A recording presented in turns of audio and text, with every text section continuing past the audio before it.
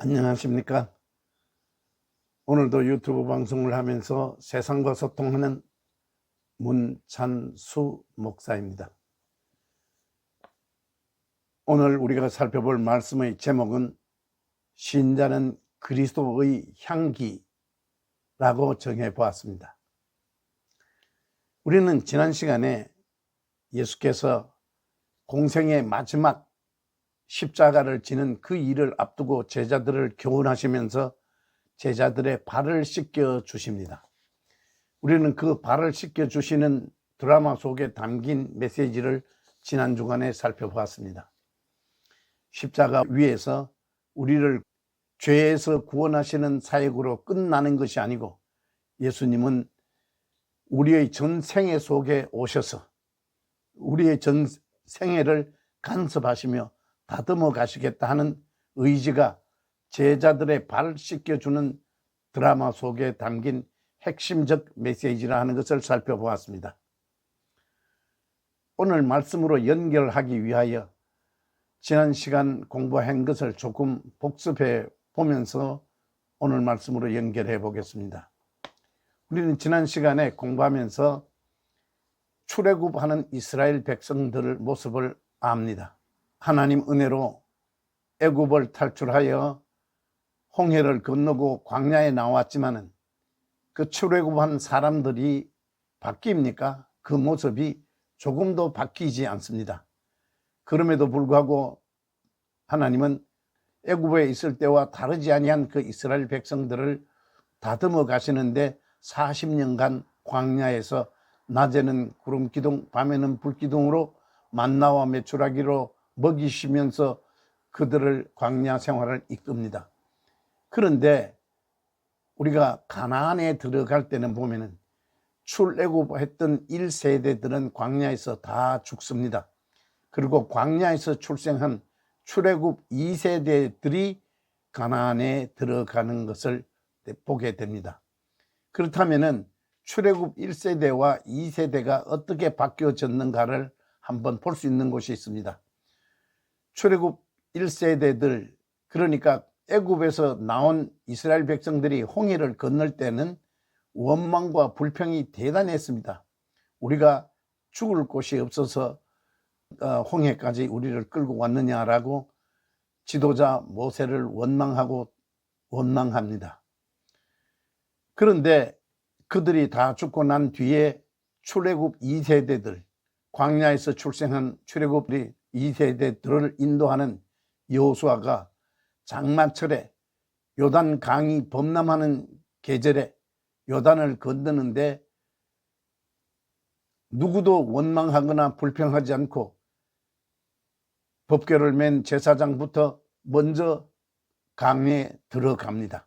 정리해보면은 주님께서 십자가 사건으로 우리에게 하실 일을 끝내신 것이 아니고 계속해서 우리의 전생애 속에 오셔서 사랑과 집념을 가지고 우리의 인생을 간섭하시고 하나님의 온전한 백성으로 이끌어 가시겠다 하는 하나님의 의지가 담긴 그 드라마가 예수께서 십자가를 지시기 전에 발을 씻기시는 그 드라마 속에 담겨진 핵심입니다. 그런데 그 일 후에 제자들에게 발을 씻기신 후에 이렇게 말씀하십니다. 요한복음 3장 12절.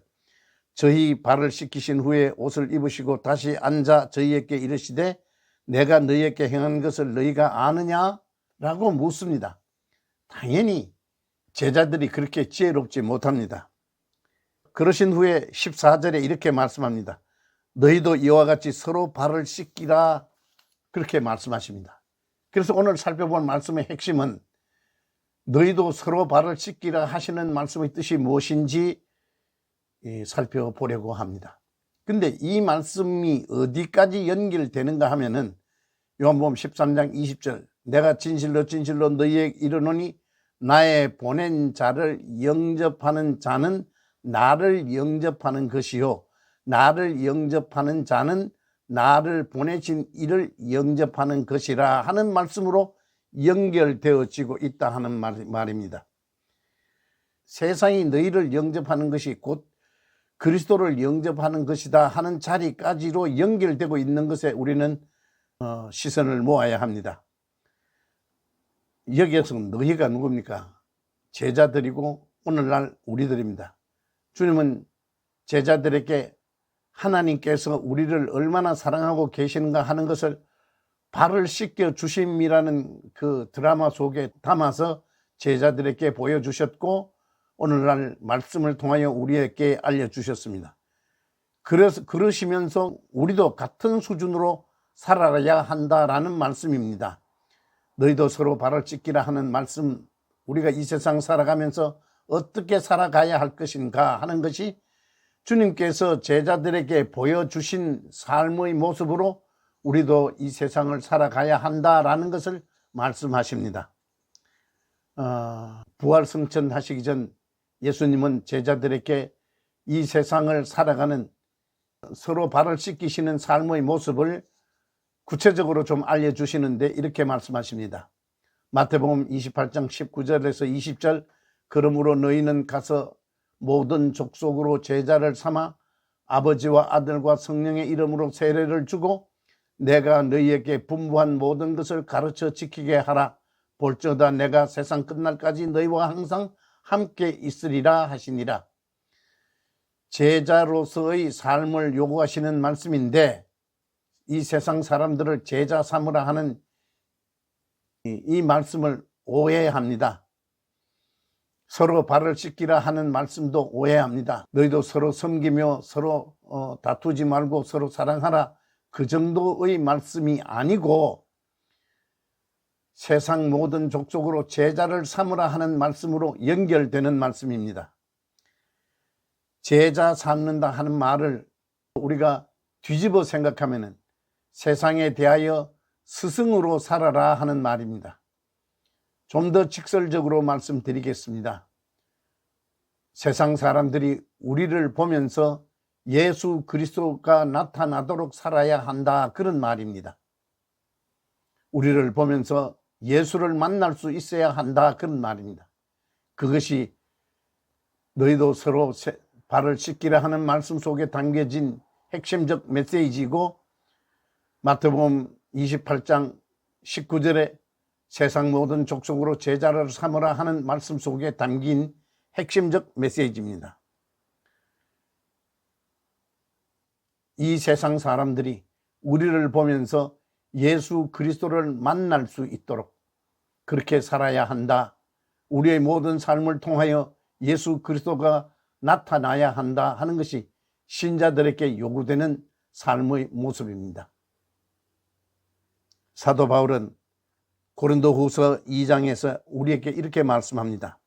항상 우리를 그리스도 안에서 이기게 하시고 우리로 말미암아 각처에서 그리스도를 아는 냄새를 나타내시는 하나님께 감사하노라 그럽니다.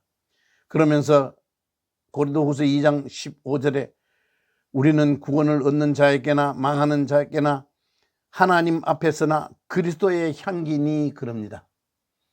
우리를 보면서 우리의 몸에서 그리스도의 향기가 나야 한다. 사람에게는 각자의 냄새가 있습니다. 그 냄새가 좋으면 향기일 것이고 그 냄새가 나쁘면 악취일 것입니다. 신자인 우리를 보면서 그리스도의 향기가 나타나야 한다고 가르쳐 줍니다.